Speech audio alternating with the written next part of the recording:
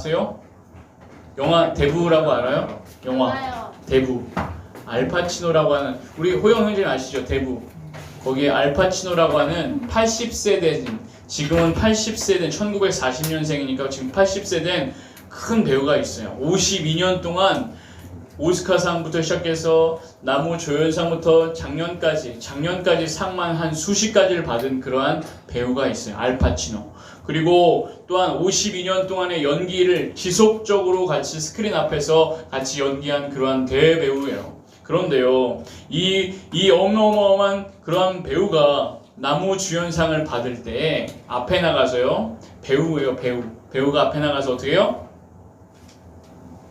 자기가 써온 그 쪽지를 가지고요, 벌벌 떨면서, 잔뜩 긴장을 벌벌 떨면서 자기의 수상 소감을 발표했어요. 벌벌 떨면서. 배우가 그의 영화를 본 사람이 전 세계 역사적으로 52년 동안 수억 명이 넘을 터인데, 배우가 그러한 52년 동안 그러한 배우가 떨면서 자기 수상 소감을 떠듬떠듬 거리면서 이끌었다라는 것입니다. 수많은 사람들이 그의 연약한 모습을 통해서 더 큰 박수를 같이 보내주었다고 해요. 여러분, 명배우답지 않게 긴장하는 모습이 인간적인 매력을 더해줄 수도 있는 것입니다. 연약함 다 가지고 계시잖아요. 저희들 다 연약하지 않겠습니까? 노아는요, 여러분 노아 아시죠? 권능이 노아 알죠? 권능이 노아는 포도주를 얼마나 마셨느냐? 옷을 다 벗고 하면서 자는 그러한 정도까지, 술에 취해서 그 옷을 벗고 자는 정도까지 나아갔다라는 것이요. 한 번이었겠습니까? 한두 번 옷을 벗고 잤을까요? 아마 지속적으로. 그럼 술을 어떻게 했다는 거예요? 노아도, 그 신실한 노아, 당대의 의인이었던 노아도 포도주를 너무나 취할 정도로 마셨다라는 것이요. 그러한 연약함을 가지고 있었던 것이죠. 여러분, 아브라함 아시죠? 아브라함은 이집트 바로왕이 무서워서 자기 아내를 뭐라고 속여요? 나의 누이입니다 라고 속였어요. 나의 누이입니다. 어떻게 아내를 자기 누이라고 속일 수가 있는 걸까요? 아브라함의 아들 이삭 아시죠? 이삭도 자기 아비멜렉 왕 앞에서 그 왕이 무서워서 자기 아내를 누이라고 속였어요. 누이가 누구? 여동생 누이, 자기 아내를. 모세 아시죠? 모세는 이집트의 감독관을 쳐서 죽인 후에 모래 속에 감추어 두는 연약함을 보여주었다라는 것이, 그러한 모세, 혈기가 엄청난 그러한 모세. 우리 엘리야 선지자 아시죠? 850명의 그러한 엘리야 바알 선지자들을 기손강가에서 다 파한 후에 이세벨 여왕의 협박에 의해서 그가 그냥 브에세바 끝에 가가지고 하루길 더 내려간 후에 로뎀나무 아래서 주님 죽기를 간청합니다. 어마어마한 그런 선지자가 지금 심각한 우울증 증세를 가지고 지금 떨고 있는 연약함을 보여주었어요. 우리 성도님들은 어떠한 연약함을 갖고 계십니까? 우리 호영 형제님 어떠한 연약함을 갖고 계십니까? 우리 홍승희 성도님은 어떠한 연약함을 갖고 계시냐라는 것이죠. 저는 이번 주에 부침가루로 김치 부침개를 만들다가 물과 부침개 그 혼합 비율을 잘못 맞추어가지고 이것이 부침개인지 아니면 심히 보기에 거북스러운 그러한 부침을 같이 실패작을 만들었다라는 거죠. 학교에 가지 않는 아이들을 위해서 요리와 방법 연구는 계속 배우면서 성장해 갈 것이면 쉬운 길은 아닌 것 같습니다. 학교를 빨리 보내줘야 바른 밥을 먹을 수 있을 것 같아요. 오늘 본문에서는 예수님께서도 연약하심을 보여주는 장면이 있습니다. 예수님의 연약하심 혹시 들어보셨나요? 예수님의 연약하심. 구원의 창시자고 구원자시고 또한 생명의 거룩한 창시자이시고 완전하신 하나님, 기묘자여 모사라 전능하신 하나님이라 평강의 왕이라 일컬어움 받고 만왕의 왕 만주의 주 온 우주의 통치자, 그분께서의 연약함이 있으시다라는 것이, 그분의 연약함은 바로 제자 선택의 실패, 제자 양육의 실패인 것이에요. 가룟 유다인 것입니다. 가룟 유다.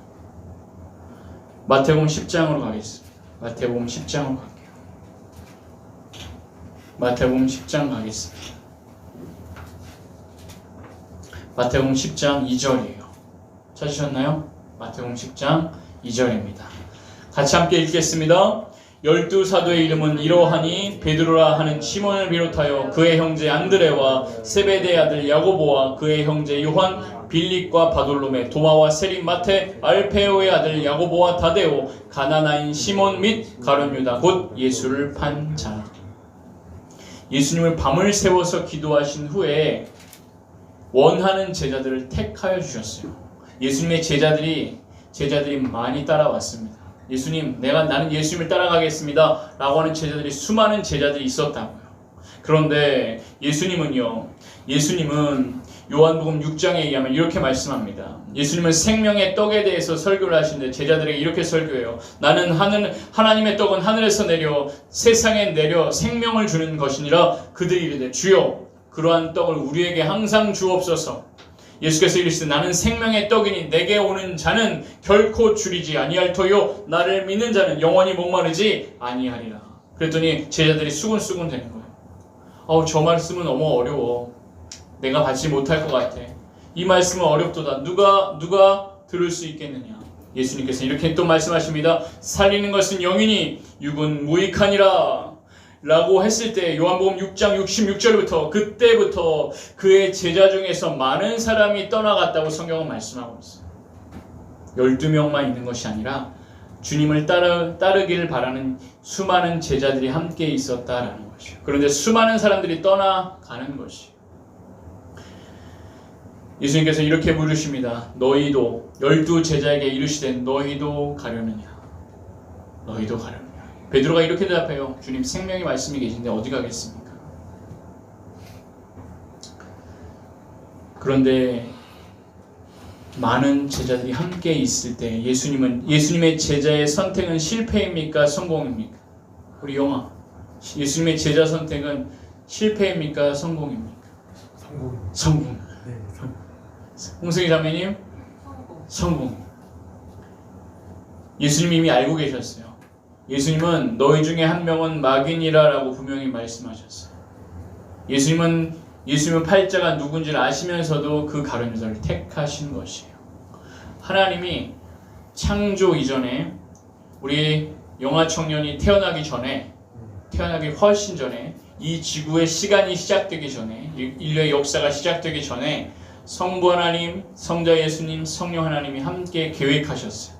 모든 인간의 역사를 다 계획하신 것을 신적 작정이라고 해요.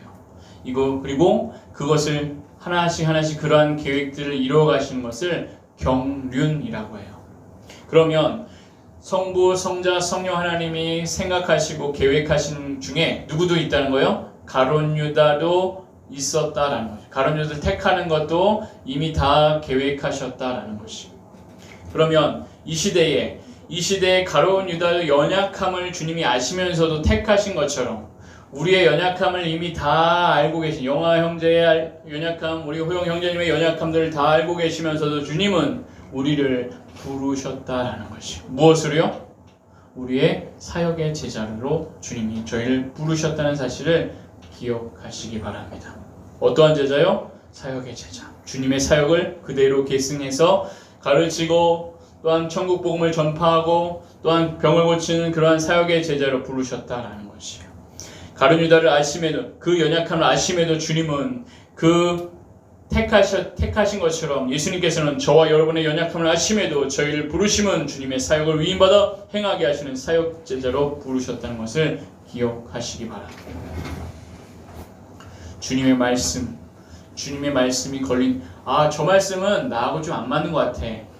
나는 예수님을 나는 믿지만 저 말씀은 나는 듣기가 좀 힘드네 라고 해서 그냥 같이 서 있는 그러한 제자가 아니라, 수많은 떠나가는 제자가 아니라 말씀이 마음에 걸려서 주님을 믿긴 하지만 멀리서 바라는 보지만 그냥 같이 믿기만 하는 그런 제자가 아니라, 주님은요, 주님 말씀하신 그대로 살리는 것은 영이니 육은 무익하다라는 그 말씀 자체도 내가 믿는 그 믿음을 가지고 내가 가끔씩 넘어지고 쓰러지고 뒤로 물러난 침례에 빠지기도 하지만 주님의 사역을 그대로 계승하는 그러한 사역 제자도 부르신 것을 기억하시기 바랍니다. 마음에 새겨서 주님 말씀하신 그대로 마음에 새겨서 읽고 듣고 마음으로 또한 준행하면서 실행하면서 또한 믿음으로 달려갈 수 있는 거룩한 주님의 사역 제자가 되시기를 원하시는 분은 아멘 하시기 바랍니다. 권능이도 아멘, 권능이도 아멘 했어. 그렇다면요, 질문 하나 드려요. 아유, 이렇게 힘든 세상인데 먹고 살기도 지금 힘들고 지금 좀 밑에 보니까요, 우리 지역 보니까요, 당구장들이 다 문 닫았어요. 당구장 문 닫고 노래방 분들도 문 닫으시고 집합명령 때문에. 여러분 자영업자들 하시는, 항상 제가 저희 아이들한테도 가르치지만 이곳에서 장사하시는 분들이 일주일간 문을 닫으면 그 생계가, 그 벌어야 할 수입이 얼마나 많은데 그런 수입들이 없다고 한번 생각해 보세요. 얼마나 불안하겠습니까? 얼마나 불안하겠어요. 생계라는 것이요, 그냥 단순하게 생각하는 문제가 아니다라는 것이 생계라는 것이. 전에 식당 하시는, 예전에 그 TV에서 식당 하시는 분이 펑펑 우시는 남자 사장님 보았어요. 갈비집을 하시는데 빚만 1억이 넘으시는 거예요. 빚만. 근데 장사가 잘 되시지 않는 것이. 사람 마음대로 되는 것이 아니잖아요. 근데 어쩔 수 없이 가게를 유지하고 하다 보니까 그 빚이 늘어나는 거예요. 어떻게 갚아요? 자녀들도 있는데 1억이란 그 거액을 어떻게 감당하기 참 힘들어요. 지금 이러한 모습이에요. 그런데요, 우리는 왜 굳이 그냥 주님은 저기 계시잖아요. 주님은 같이 계시면 주님 마음으로만 믿고 말씀 훈련이라든가 이런 거 그냥 안 하는, 그냥 주님 제자로 있을게요. 주님만 믿는 제자로 이렇게 있길 원합니다라고 할 수 있잖아요. 그런데 왜 우리는 주님의 사역의 제자가 되어야 할까요? 라는 것이에요. 왜 우리는 주님의 사역의 제자가 되어야 되는가? 왜? 인류학적으로 인본주의적 관점을 한번 접근해 볼게요. 마태복음 9장 35절로 가겠습니다. 마태복음 9장 35절 한번 같이 읽겠습니다. 찾으셨나요? 9장 35절 같이 읽겠습니다. 예수께서 모든 도시와 마을에 두루 다니사 그들의 회당에서 가르치시며 천국 복음을 전파하시며 모든 병과 모든 약한 것을 고치시니라. 질문 하나 드려봐요. 왜? 여러분, 왕의 자리가 좋지 않겠습니까? 왕의 자리. 여러분, 왕의 자리, 권능이 왕의 자리 어떤 자리인 줄 알아요? 여러분, 스와질란드라고 혹시 아세요? 스와질란드라고 이 아프리카 남부쪽에 아주 작은 나라예요. 거기에 보니까 스와질란드 나라의 국왕이 우쇼 이렇게 올라가니까 밑에 있는 백성들이요, 한 수천 명이 와 하면서 막 그냥 그 왕을 막 같이 이야기하고 막 찬양하고 막 이래요. 그러면 전 우주의 왕의 자리는 얼마나 더 큰, 하늘의 모든 별들과 하늘의 모든 천군과 모든 천사와 불말과 불병거가 하늘의 수만의 그런 심령들이 같이 찬양하는 그 자리 아니겠습니까? 하나님 보좌 우편이. 그러면 그 편한 자리, 그 귀한 자리, 그 존귀한 자리를요, 그냥 왜 내려오셨겠느냐? 포기하신 거예요. 포기하시고 하나님과 동등됨을 취할 것을 여기지도 아니하시면서 종의 형체로 도리어 사람의 모양으로 나타나사 그렇게 모든 도시, 모든 마을을 뛰어다니시면서 왜 굳이 회당에서 구약 성경을 가르치시고 천국 복음을 전파하시고 모든 병과 모든 약한 것을 고치시면서 결국에는 왜 예루살렘 성문 밖에 그 골고다 언덕에서 십자가 위에서 참혹하게 죽음을 당해야 하느냐라는 것입니다. 왜 왕이 왜 와가지고 왜 죽냐라는 거예요. 왜? 신이 인간의 모양으로 된다는 것이 말이나 되십니까? 신이 인간의 모양. 수백 년 동안 같이 버텼던 한 큰 나무가 있어요. 지름이 한 수미터가 되는 어마어마한 거목이요. 번개와 재앙과 또한 수해에도 불구하고 그 거목이 버텨요. 버티고 몇백 년 동안을 버텼는데 풍뎅이 아죠, 풍뎅이. 작은 풍뎅이 하나가 그 나무를 거목을 뚫고 들어가지고 그 나무를 결국 쓰러뜨려요. 작은 풍뎅이 하나가. 생각해보세요. 저희가 발로 그냥 툭 치면 죽어버리는 그 풍뎅이 하나가 거목을 넘어뜨린다고요. 그러면 생각해보세요. 개미 아세요? 개미, 작은 개미, 작은 모기 하나 저희가 후 불면 죽잖아요. 그러한 존재와 같은 인간의 그러한 존재와 같은 하나님, 신이시잖아요. 근데 그 신이 무엇 때문에 그들의 그 세계에 오셨냐라는 거예요. 왜 다 버리시고 개미보다 못한 존재, 저희는 그 개미보다 못한 존재들에게 왜 찾아오셔서 굳이 십자가에서 그것도 참혹하게 죽으셨냐라는 거예요. 어떠한 유익을 위해서, 어떠한 선택 가치를 위해서. 차라리 돈이라도 많이 버시면은 그 가치라도 있잖아요. 근데 그것도 아니신 거예요. 이유가 무엇입니까? 그 이유는 바로 하나님의 초월적인 영원 사랑 때문이다라는 것이. 초월적인. 시간을 초월하고 전 우주를 초월하고 모든 사상과 모든 것을 다 초월한 영원 사랑. 일반 종교는요, 인간이 신을 찾아가요. 인도의 겐지스강 알죠? 거기에 파괴의 신 시바신이 이렇게 하고 서 있어. 크게 시바신. 사람들이 가서 거기서 숭배합니다. 기독교는요, 신이 인간을 찾아오시는 것이에요. 이유가 뭐예요? 초월적인 영원 사랑 때문에. 요한일서 4장 8절은 하나님은 사랑이심이니라. 초월적인 영원 사랑은 죽음에까지 다 다릅니다. 십자가의 죽음은요, 예수님 전에 있던 과거의 전 인류의 그러한 죄값, 예수님 당시 살아계실 당시에 그 현세 인류의 모든 죄값, 저희를 포함한 미래 인류의 전 인류의 모든 죄값을 다 가지시고 십자가 위에서 그 값을 다 생명 주고 다 치러내신 거지. 그 생명, 그 영원 사랑, 그 십자가의 사랑인 것이 말로 표현할 수 없는 위대한 왕의 사랑의 증표이다라는 것이. 마태복음 9장 36절 같이 읽습니다. 무리를 보시고 불쌍히 여기시니. 왜 불쌍히 여겨야 됩니까? 예수님이 왜 굳이 그 신이 하늘에 계셨으면 더 많은 우주의 모든 것을 다 통치하시는 어마어마한 역사하신데 왜 이 땅에 오셔서 사람의 모양으로 나타나셔서 함께 불쌍히 그 무리를 보시고 불쌍히 여기시냐라는 것이. 그들이 목자 없는 양과 같이 고생하며 기진함이라.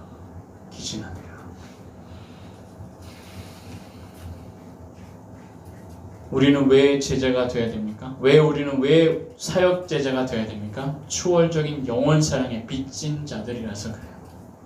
빚진 자들. 여러분 빚이 있으십니까? 우리 영화 청년 빚이 있어요? 빚이요? 빚. 누군가에게 빚진 거. 누군가에게 빚진 거요? 네. 도와주는 거는 직원들 도와주는 건 빚진 맞아요.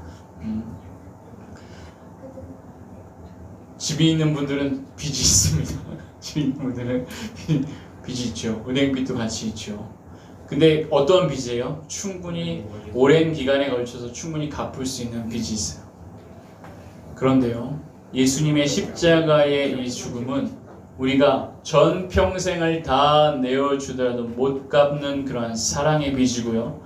천국에 가서도 주님 사랑합니다 라고 천국에서 영원토록 갚아도 못 다 갚을 그러한 사랑의 빚이다 라는 사실을 기억하시기 바랍니다.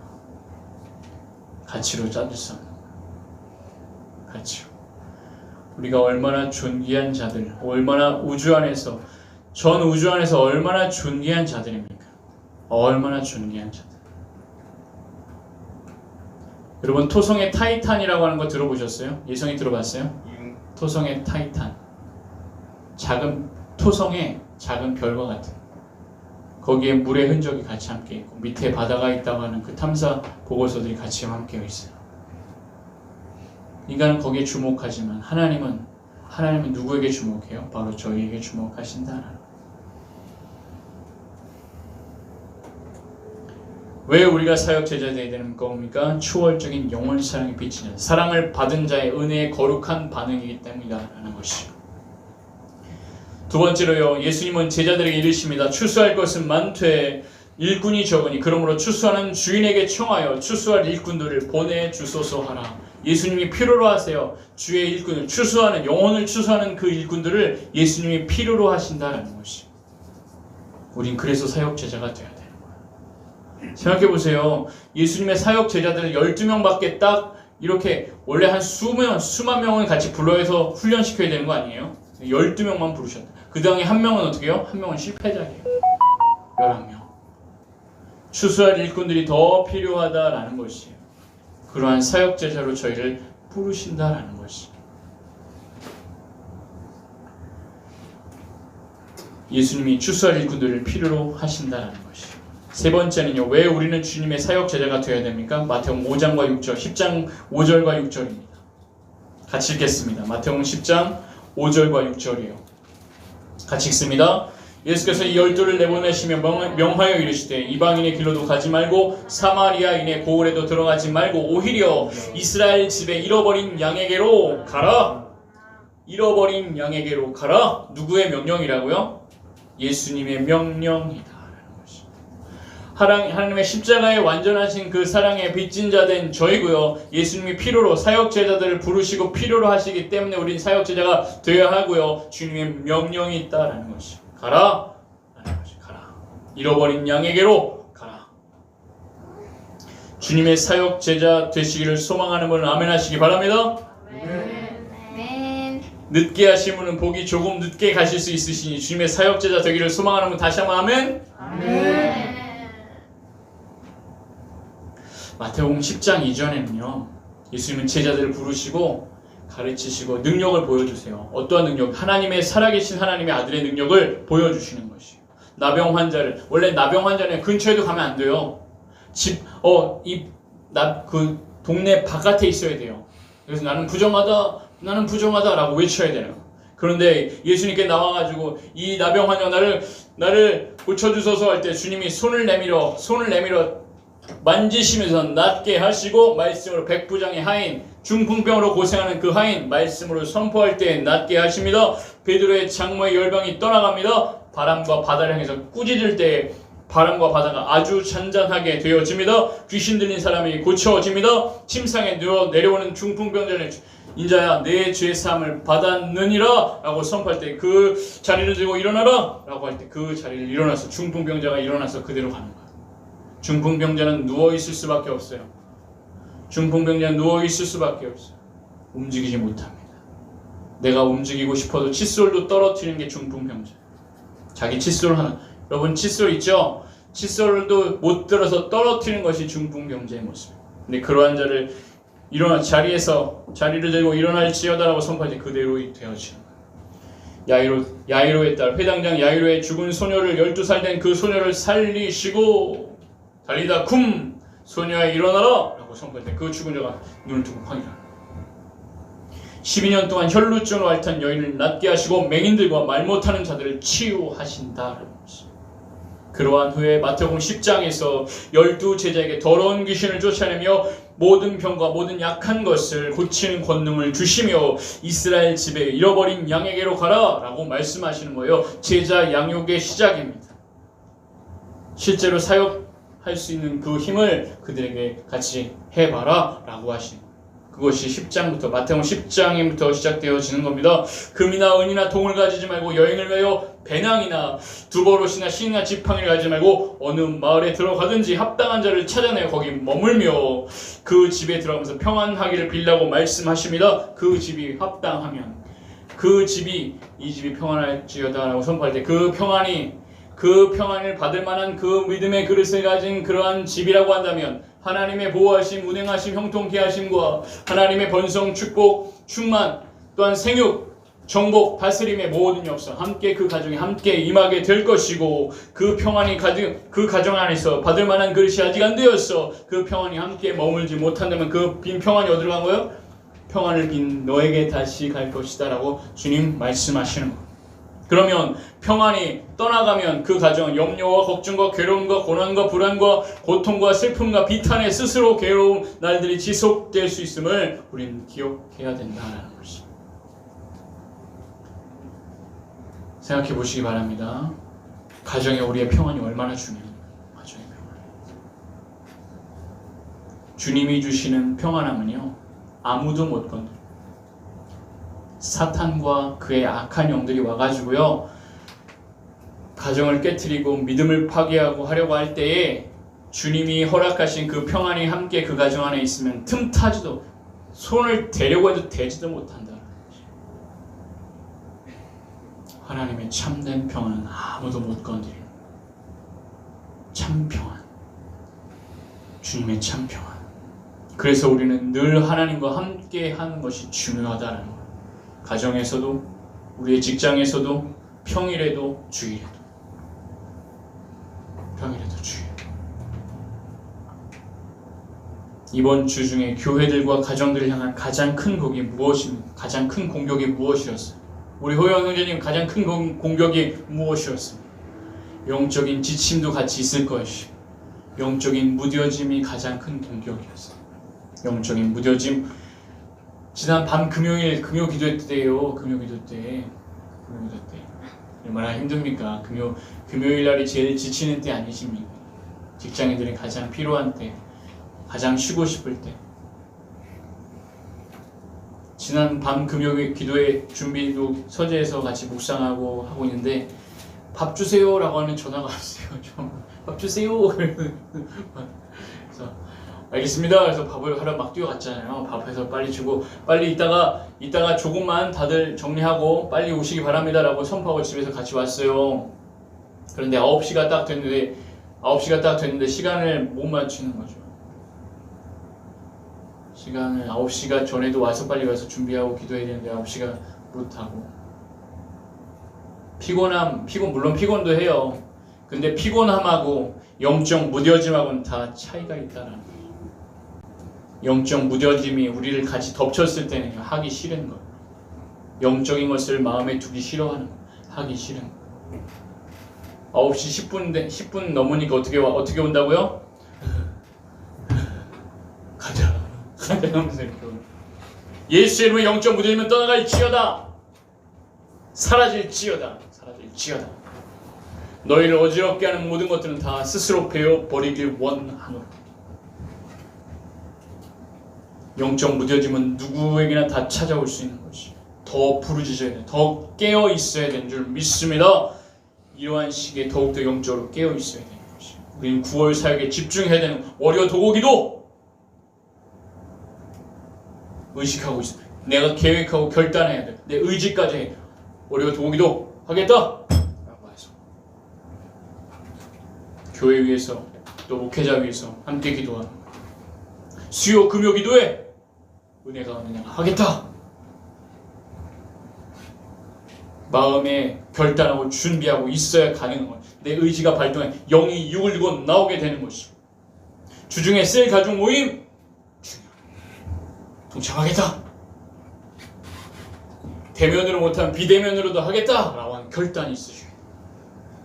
제자 양육 하겠다. 기도 집중, 모임 집중. 우리 9월 사역이 될 줄 믿습니다. 여러분, 질병관리본부장님이요, 그 여자분이시잖아요. 질병관리본부장 이름 혹시 예성이 기억하나요? 질병관리본부장. 정은경 관리본부장. 이분이 근데 살인죄로 고소를 당했어요. 어떤 단체들에 의해서 방역 실패자라고 해가지고 고발장이 접수됐어.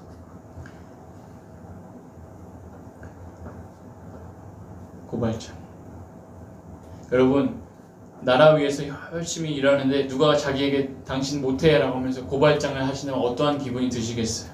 저요. 힘들겠죠? 참 힘들 것 같아요. 보세요. 질병관리본부 안에 수많은 사람들이 있었겠지만 그분이 제일 리더다우시기 때문에 그분을 선택해서 본부장으로 세우지 않았겠습니까? 능히 이겨낼 수 있도록 우리가 함께 기도해야 됩니다. 나라의 지도자들이 질병관리본부장님이 코로나 방역은 해주실